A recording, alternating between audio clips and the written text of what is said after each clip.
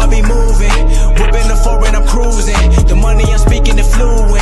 All of my business booming. Stacking my cash in abundance.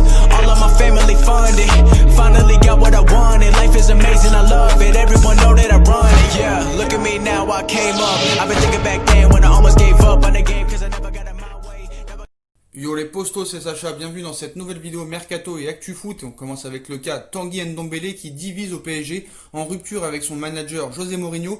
Tanguy Ndombele pourrait quitter Tottenham cet été, le milieu de terrain a plusieurs prétendants. Le PSG est l'un d'eux mais ne semble pas totalement convaincu. Le mal est fait si José Mourinho a bien tenté de calmer publiquement la situation après un échange vif en privé. Tanguy Ndombele, 23 ans, ne souhaite plus jouer sous ses ordres à Tottenham. Ndombele, loin d'être réconcilié, titre même l'équipe du jour. Le milieu de terrain en a marre et souhaite claquer la porte dès cet été. Problème, l'international tricolore 6 sélections dispose d'un contrat long, courant jusqu'en 2025 et les Spurs, habitués à se montrer durs en affaires, ne le lâcheront pas à un prix au rabais après avoir cassé leur tirelire pour l'accueillir il y a un an. Record du club, 70 millions d'euros. Leonardo n'est pas chaud. Les représentants de l'ancien Lyonnais sont donc à pied d'œuvre pour lui trouver un point de chute.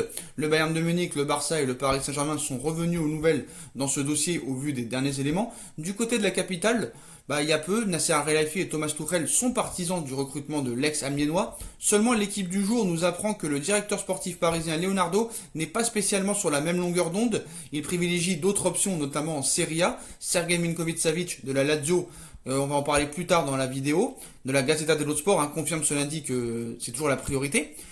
Ou Ismaël Bennacer de l'AC Milan, des divergences donc au sein de l'état-major des champions de France qui expliquent que les contacts n'aient pour l'heure pas été beaucoup plus loin.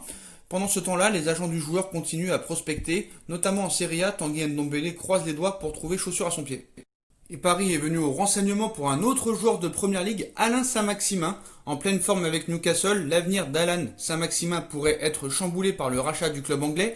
Le Paris Saint-Germain est à l'affût et si la recrue offensive du PSG se nommait Alain Saint-Maximin en quête d'un élément supplémentaire avec les départs d'Edinson Cavani et d'Eric Maxime Choupo-Moting, Leonardo penserait à l'ailier de Newcastle d'après la presse anglaise. La concurrence semble être de mise dans ce dossier avec les gros clubs de Première Ligue étant déjà sur le coup, mais le PSG pourrait avoir son mot à dire et très rapidement, le rachat du club, pièce maîtresse de l'avenir de Saint-Maximin à Newcastle. Selon le Daily Mail, Newcastle en saura davantage cette semaine concernant le rachat du club par de riches investisseurs saoudiens. Le média britannique a indiqué que la vente du club dicterait l'avenir de Saint-Maximin, sans pour autant révéler si elle l'éloignera du club ou le confortera au sein de l'effectif. Quoi qu'il en soit, le PSG en saura plus dans les prochains jours pour cette toute nouvelle piste. Côté Paris, on passe à droite cette fois après le départ de Thomas Meunier qui n'a pas prolongé son contrat et s'est finalement engagé en faveur du Borussia Dortmund. Le Paris Saint-Germain est à la recherche d'un latéral droit sur ce mercato estival. Il y a quelques jours, on avait appris que c'était Djibril Sidibé qui avait été proposé à Leonardo, le directeur sportif parisien, mais il y a d'autres cibles. D'après les informations toujours du Daily Express, les champions de France auraient dans le viseur le latéral droit d'Arsenal Hector Bellerin, sous contrat jusqu'en 2023 avec l'arrivée définitive de Cédric Soares et la présence d'Ensley Maitland-Niles et Callum Chambers. L'Espagnol aura de la concurrence la saison prochaine et le média britannique affirme que sa place est menacée. De plus, le joueur de 25 ans a l'un des salaires les plus élevés au club et les Gunners aimeraient récupérer quelques liquidités cet été. Peut-être une bonne cible pour le Paris Saint-Germain. En tout cas, Hector Bellerin intéresse bien le Paris Saint-Germain. C'est l'information principale de la journée. Milinković-Savić va quitter la Lazio de Rome. Le PSG est prêt à passer à l'action selon certains médias. Sergej Milinković-Savić a pris l'habitude d'impressionner avec la Lazio. Alors le milieu de 25 ans a attiré les convoitises de très grands clubs européens, notamment le Paris Saint-Germain. Il est même une priorité du club parisien et d'après la Gazzetta dello Sport, le PSG s'apprête à passer officiellement à l'action pour l'international serbe qui serait bien sur le départ. En effet, le journal italien fait le point sur ce dossier et assure que Milinković-Savić devrait finalement partir après avoir été ciblé par de grands clubs depuis longtemps. La Lazio de Rome accepterait enfin le départ du Serbe pour un prix plus raisonnable que les 100 millions d'euros qui ont été évoqués plusieurs fois. Une situation qui attire notamment Chelsea, United et le Real Madrid. Pour dépasser la concurrence, le PSG serait prêt à faire une très belle offre prochainement. Il s'agirait de 80 millions d'euros, ce qui pourrait satisfaire la Lazio de Rome alors que Milinković-Savić a déjà un accord salarial avec le club parisien. Même s'il n'y a pas une certitude face aux rumeurs, ce transfert est bien crédible. Le PSG y travaille et le Serbe est tenté par cette aventure. Le tout est de trouver un accord entre toutes les parties.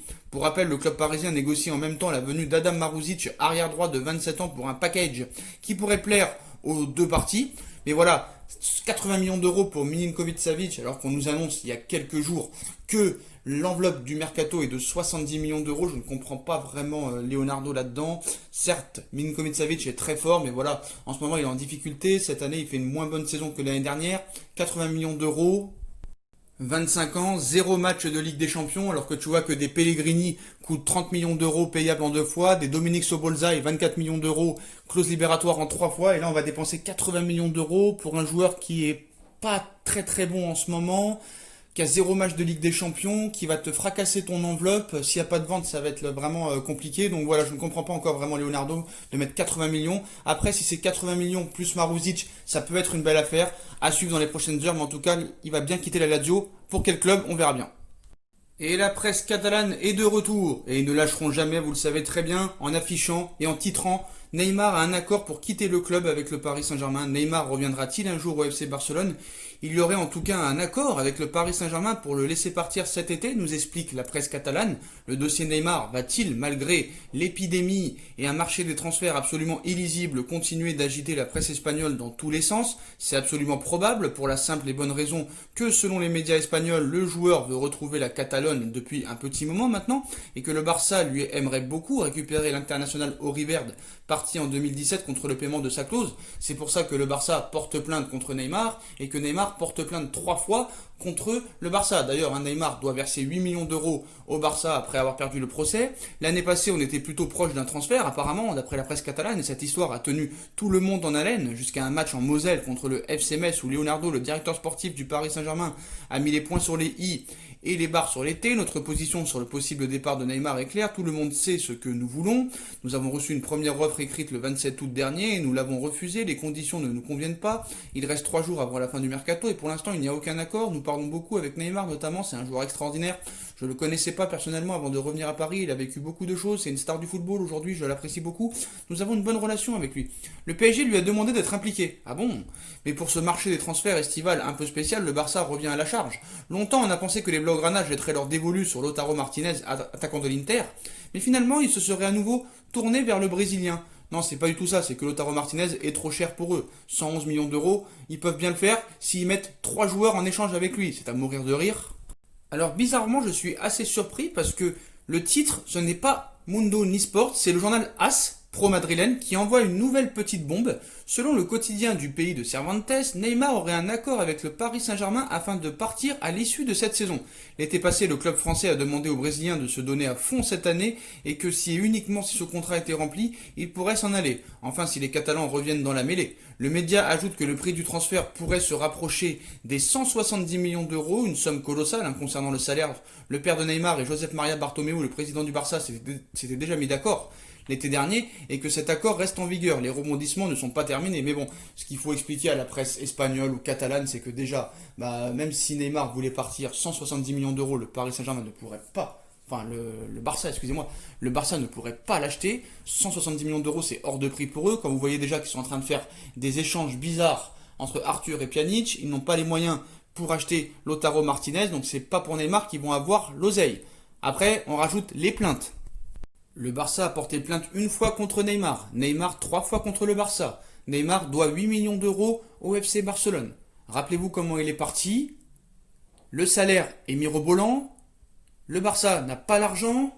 Et le Barça ne veut pas qu'il revienne. Donc vous le savez très bien, c'est pour faire du buzz. Et en plus le Barça a autre chose à penser en ce moment. La perte du titre, la crise de Léo Messi, le clash entre Messi et Griezmann.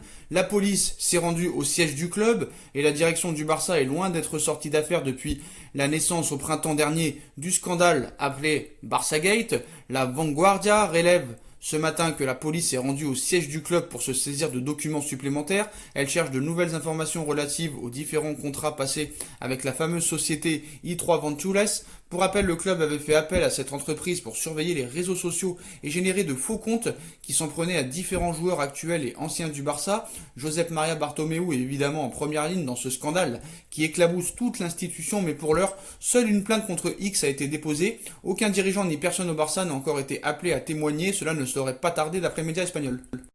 Voilà les postos, c'est la fin de cette vidéo. Comme d'habitude, dites-moi en commentaire ce que vous en pensez. Je compte sur vous pour bombarder la barre de like. On like, on partage, on commente, on s'abonne, on active la petite cloche Pour être tenu au courant des vidéos mercato qui vont sortir, on me rejoint sur mes différents réseaux sociaux, ainsi que sur Utip et sur ma deuxième chaîne YouTube No Feeling, qui sera en lien en description. Voilà les postos, je vous souhaite à tous une très bonne continuation, prenez soin de vous et à très vite pour une nouvelle vidéo les postos. Tchuss.